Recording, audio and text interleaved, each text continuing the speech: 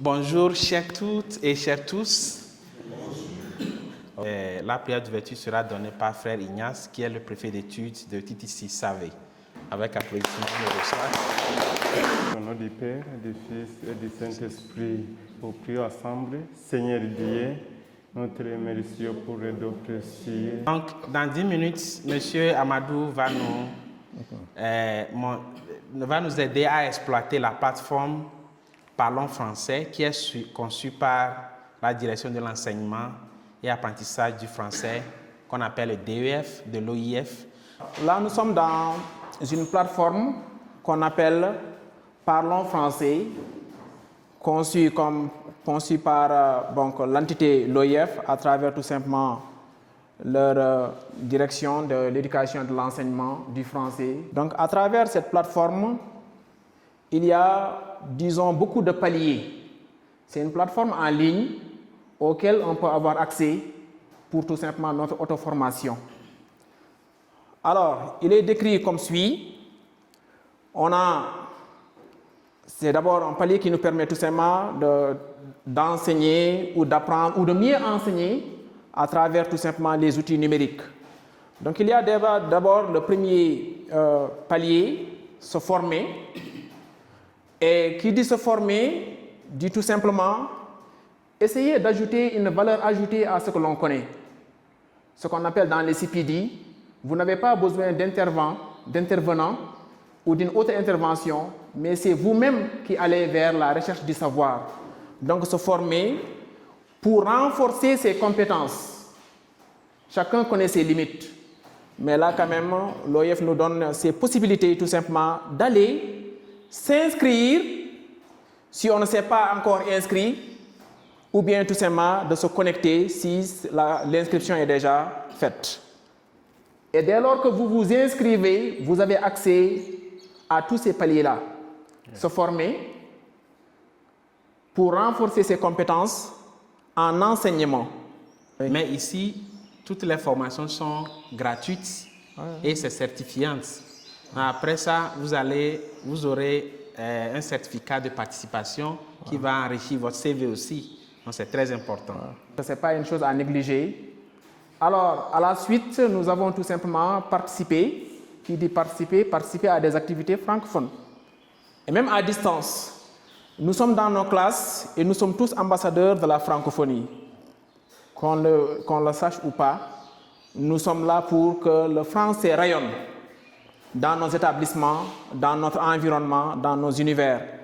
Donc, quelquefois, l'enseignant peut tout simplement concevoir des choses très importantes, que ce soit des ressources pédagogiques vidéo, audio, ou un cours très interactif, mais ça se limite à vos élèves. Alors que cette plateforme est utilisée par des milliers d'enseignants un peu partout dans le monde. Si vous partagez, cela veut dire que vous participez tout simplement au rayonnement de la francophonie, à l'apprentissage ou à l'enseignement du français ou au partage tout simplement des ressources pédagogiques. Alors, ça va rejoindre un peu l'autre étape, échanger, tisser des liens au sein de l'espace francophone. Mais là, c'est très important, puisque nous sommes dans nos établissements, alors que cette plateforme nous permet d'être connus et permet même dans nos établissements d'être connus par d'autres établissements. Donc ça donne à l'enseignant ou même au chef d'établissement d'inscrire son établissement à ce niveau. Et dès lors que vous vous inscrivez, vous avez accès tout simplement à beaucoup d'informations et vous créez cette connexion entre votre établissement et les autres établissements. Donc vous voyez combien il est important quand même d'inscrire même son établissement. Donc jusque-là, c'est quand même une partie qui n'est pas très exploitée, puisque peut-être par méconnaissance, mais je pense qu'au sortir de cette formation quand même, que nous verrons le Rwanda ici. Nous-mêmes, nous serons les premiers. Puisque moi qui vous parle, qui vient du Sénégal, le Sénégal ne fait pas partie pour le moment. Quand on met Rwanda, par exemple, il n'y a aucune école. Vous voyez. Il n'y a aucune école enregistrée. Aucun établissement trouvé. Bon, mettons le Ghana, par exemple. Si on recherche Ghana. Déjà, vous voyez qu'il y a une école ici. Au moins, une école du Donc, Ghana. ici, on va, avec l'aide d'Amadou, nous allons connecter et puis inscrire nos écoles tout de suite. Et là, ça veut dire qu'on peut contacter d'autres écoles pour faire des échanges en ligne. Quand j'étais en France, j'avais connecté mon école du Ghana avec les élèves en France. Ils se sont communiqués, on a fait des discussions, des débats ensemble. Donc c'est bon de bien. Donc avec l'aide d'Amadou, on va procéder à l'inscription. Nous prenons le palier suivant. Explorer les ressources pédagogiques pour l'enseignement et l'apprentissage donc du et en français. Enseignement du français, ce que nous enseignons, mais enseigner en français. Par exemple, nous avons ma doyenne, j'appelle, Madame José, qui enseigne en même temps mathématiques. Mais si elle enseigne les mathématiques en français, on dit enseigner en français. Mais si vous enseignez le français, là, vous enseignez le français. Français devient objet, matière à enseigner. Mais si vous utilisez le français pour enseigner une autre langue, là, c'est enseigner en français et non l'enseignement du français. Donc, il y a tous les deux. Et vous trouverez là, ici des ressources pédagogiques déjà disponibles. Déjà. Et puisque nous sommes appelés toujours à préparer des cours, si nous allons dans ces plateformes où il y a des ressources pédagogiques, on peut rechercher, comme vous le voyez bien, thématique, le thème qui nous intéresse pour le jour, avec le niveau des élèves, on peut tout simplement aller ici, avoir une fiche déjà disponible, des ressources pédagogiques, audio, vidéo, ou tout simplement des fiches disponibles qu'on va adapter, réadapter au niveau que nous enseignons. C'est-à-dire c'est des fiches ici, malléables. On peut prendre l'exemple ici. Oui. On prend l'éducation, thème, région, on prend ça, Afrique centrale. Ok, juste un exemple. Oui. Type de document, on veut peut-être audio et on veut aussi vidéo. Très bien. Vous pouvez sélectionner, si c'est document, même vous pouvez sélectionner. Niveau de langue, A1. A1 par exemple, puisque nos élèves souvent se retrouvent... Vous pouvez sélectionner beaucoup de niveaux de langue. Hein. Vous pouvez aussi sélectionner A2 aussi, si vous voulez. Discipline. Ici, langue française linguistique. Et c'est pour les apprenants ou bien. Si c'est pour enseignants, vous cliquez pour enseignants. OK. Maintenant, on clique sur rechercher. Sûrement, il y aura des ressources. Résultats. Il y a un résultat ici, fiche pédagogique, chanson, quand je parle le français. Ah, c'est un bon moment. Donc, une chanson bien connue, je pense.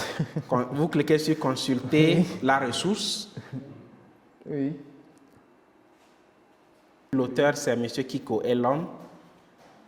Donc, ça veut dire que vous aussi, vous pouvez composer des ressources et puis mettre là-bas, en votre nom, et vous êtes l'auteur. Et les autres personnes peuvent aussi l'utiliser. Et autre chose, si vous vous arrêtez là un peu, puisque nous, d'habitude, nous avons nos fiches enseignants où nous sommes confortables en classe. Mais les élèves, ils viennent avec quoi? Si nous enseignons dans nos classes, nous venons avec nos fiches, on a nos supports. Et les élèves, est-ce qu'ils ont leur support?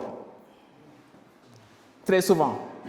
Donc, ce qui veut dire que nous sommes appelés, au moment où nous concevons nos fiches pour enseignants, de concevoir en même temps les fiches pour apprenants. Oui. Donc, ce qui veut dire que les fiches pour enseignants sont disponibles et les fiches pour apprenants sont disponibles. C'est le meilleur moyen pour que nos apprenants participent. Puisque d'autant plus qu'on parle de classe inversée, on peut même leur donner la fiche avant pour leur dire demain nous ferons tel cours. On peut consulter directement? Oui, allez-y. Ok, ici on consulte la chanson. Là, je vais chanter.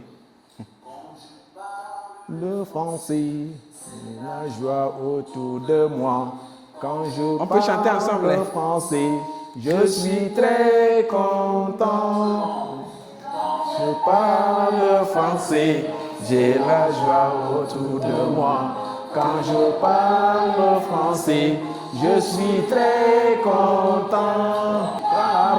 Tu parles, il parle français. Une chose aussi est que vous pouvez télécharger ça. Très bien. Vous voyez ici, vous pouvez cliquer sur les 3 points ici. et vous cliquez sur Download ou bien télécharger. Vous l'avez dans et vous votre pouvez téléphone. l'utiliser dans votre classe. Ouais. Aujourd'hui, nous ne sommes pas là pour détailler, mais juste faire découvrir. Nous allons visionner une vidéo.